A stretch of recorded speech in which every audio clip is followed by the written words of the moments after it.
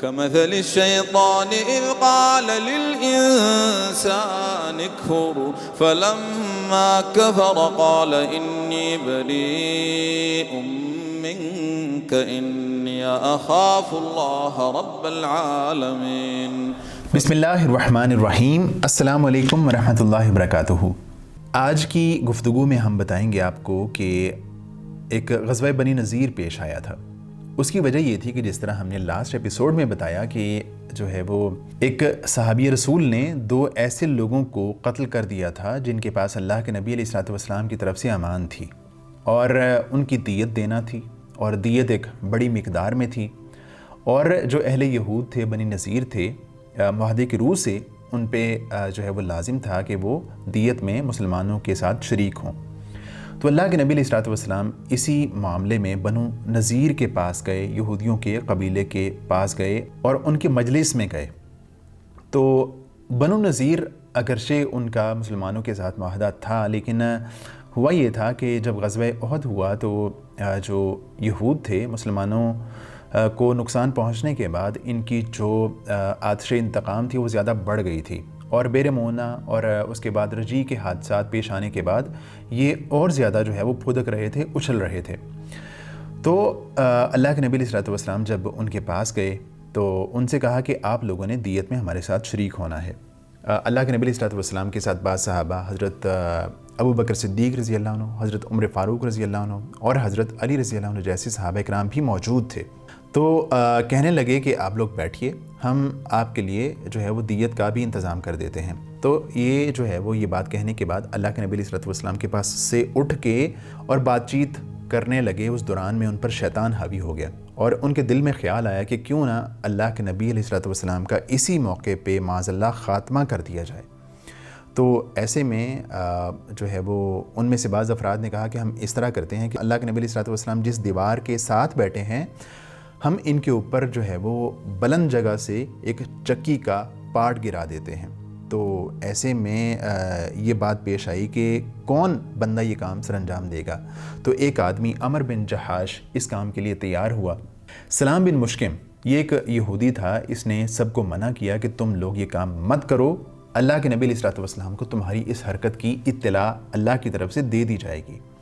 لیکن وہ باز نہیں آئے اور اپنی اس کری حرکت کو عملی جامہ پہنانے کے لیے تیار ہو گئے۔ اللہ کے نبی علیہ الصلوۃ والسلام کو اس حوالے سے اللہ کی طرف سے اطلاع دے دی گئی۔ تو اللہ کے نبی علیہ الصلوۃ والسلام فوراً اپنی جگہ سے اٹھے اور جو ہے وہ مدینہ کا رخ کیا۔ پیدل تیز تیز چل رہے تھے، باقی صحابہ کرام بھی ساتھ آ کے ملے اور پوچھا۔ تو اللہ کے نبی علیہ الصلوۃ والسلام نے یہودیوں کی حرکت کے بارے میں صحابہ کرام کو بتایا۔ اس کے بعد اللہ کے نبی علیہ الصلوۃ والسلام نے حضرت محمد بن مسلمہ رضی اللہ عنہ کو کہا کہ تم لوگ بنو نذیر کے پاس جاؤ اور ان کو 10 دن کا جو ہے وہ نوٹس دو کہ تم 10 دن یہاں رک سکتے ہو۔ 10 دن کے بعد تم میں سے جو بندہ جو ہے وہ یہاں سے نہیں گیا اور یہاں نظر آ گیا تو اس کو قتل کر دیا جائے گا۔ اس کے بعد جب یہ نوٹس ان کو ملا تو جو عبداللہ بن ابی منافق تھا وہ ان کے پاس گیا اور ان سے کہنے لگا کہ تم نے گھبرانا نہیں ہے، ڈرنا نہیں ہے، میں تمہارے ساتھ ہوں۔ تمہارے جو دوسرے قبائل ہیں، بنی نذیر، بنو غطفان، وہ تمہارے ساتھ ہوں گے، تمہارا ساتھ دیں گے۔ اگر یہ لوگ مسلمان تم پر چڑھائی کریں گے تو ہم تمہارا دفاع کریں گے، ان سے لڑائی کریں گے۔ تو ایسے موقع پہ یہود نے اور صحابہ کرام کو اور اللہ کے نبی علیہ الصلوۃ والسلام کو وہاں سے جانے سے جو ہے وہ صاف جواب دے دیا۔ تو اللہ کے نبی علیہ الصلوۃ والسلام جو ہے وہ اس موقع پہ آپ علیہ الصلوۃ والسلام کی دعوت بہت ہی زیادہ نازک موڑ پہ تھی۔ غزوہ احد ہو چکا تھا، کئی صحابہ شہید ہو چکے تھے۔ اس کے بعد کے 2 واقعات میں کئی صحابہ شہید ہو چکے تھے۔ بنو نذیر کے ساتھ لڑائی کرنا کوئی آسان کام نہیں تھا۔ لڑائی میں، جنگ میں وہ بہت زیادہ بہادری کے جوہر دکھانے والے تھے۔ اسلحہ ان کے پاس ہر طرح کا تھا، جدید اسلحہ تھا۔ ادھر سے منافقین بھی ان کے ساتھ ملنے والے تھے، اور دیگر 2 جو قبائل تھے یہود کے، بنو غطفان اور بنو قریظہ، اگر وہ بھی ان کے ساتھ ملتے تو ایک خطرناک صورتحال ہو سکتی تھی۔ لیکن اللہ کے نبی علیہ الصلوۃ والسلام نے اس موقع پہ اللہ تعالیٰ پر بھروسہ اور اعتماد کرتے ہوئے صحابہ کرام کو ان کے خلاف لڑائی کا حکم دیا، اور جو ہے وہ اپنے صحابہ کرام کے ساتھ بنو نذیر پر حملہ آور ہونے کے لیے جو ہے وہ نکلے۔ اور بنو نذیر کے جو قلعے تھے، ان کے گھر تھے، ان کا جو ہے وہ گھیراؤ کر لیا، محاصرہ کر لیا، اور تمام بنو نذیر کے لوگ اپنے گھروں میں، اپنی گھڑیوں میں، اپنے قلعوں میں محصور ہو گئے، اور وہاں سے جو ہے وہ تیر برساتے رہے، پتھر برساتے رہے۔ اور مسلمان جب حملہ کرنے لگتے تو جو درخت تھے وہاں بنو نذیر کے لگے ہوئے تھے وہ آڑ بنتے تھے، تو اللہ کے نبی علیہ الصلوۃ والسلام نے ان درختوں کو کاٹنے اور جلانے کا حکم دے دیا، اور اللہ تعالیٰ نے خود اس کے بارے میں آیت نازل فرمایا کہ ما قطعتم من لینۃ او ترکتموها قائمۃ علی اصولها فباذن اللہ، تم جو درختوں کو کاٹ رہے تھے اور ان کو جڑوں سے اکھیڑ رہے تھے اور کئیوں کو چھوڑ رہے تھے، تو یہ سب اللہ کے حکم کے ساتھ تھا۔ تو جب اللہ کے نبی علیہ الصلوۃ والسلام نے ان کا محاصرہ کر لیا تو اس کے بعد نہ جو منافقین تھے ان کو ان کا ساتھ دینے کی جرت ہوئی، نہ بنو غطفان آئے، اور نہ ہی جو ہے وہ بنو قریظہ نے ان کا ساتھ دیا، جس کے بارے میں اللہ تعالیٰ نے قرآن میں یہ آیت نازل فرمائی۔ كمثل الشيطان إذ قال للإنسان اكفر فلما كفر قال إني بريء منك إني أخاف الله رب العالمين۔ تو اس طرح جو ہے وہ بنو نذیر جب ان کا کوئی بھی ساتھ دینے نہیں آیا اور محاصرہ جو ہے وہ طول پکڑ گیا، تو اس کے بعد انہوں نے اسی میں عافیت جانی کہ اللہ کے نبی علیہ الصلوۃ والسلام کے سامنے ہتھیار ڈال دیے جائیں۔ تو اس طرح انہوں نے اللہ کے نبی علیہ الصلوۃ والسلام کو پیغام بھیجا کہ ہم لوگ یہاں سے چلے جاتے ہیں، کوچ کر جاتے ہیں۔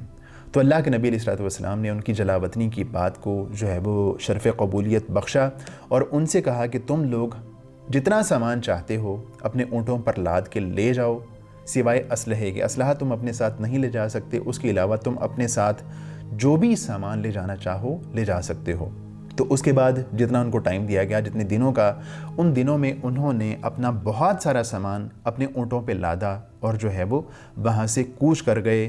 انہوں نے اپنے دروازے، اپنی جو ہے وہ چھتوں کا جو سامان تھا کوئی بھی وہاں نہیں چھوڑا اسلحے کے سوا، باقی تمام چیز سمیٹ سمٹا کر اونٹوں پہ لاد کے وہ وہاں سے چلے گئے۔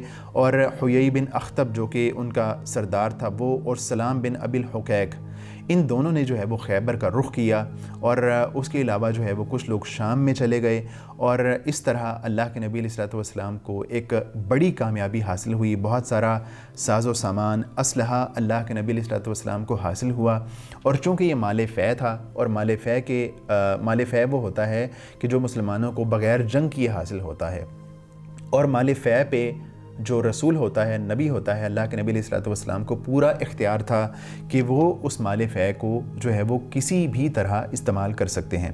تو اللہ کے نبی علیہ الصلوۃ والسلام نے حاصل ہونے والے تمام مال کو، اسلحے کو جو ہے وہ جو مہاجرین اولین تھے ان میں تقسیم فرمایا، اور بعض چند ایک جو انصاری صحابی تھے، ایک یا دو، ان میں بھی کچھ اسلحہ تقسیم فرمایا، اور باقی سارا کا سارا اسلحہ مہاجرین اولین میں تقسیم فرمایا۔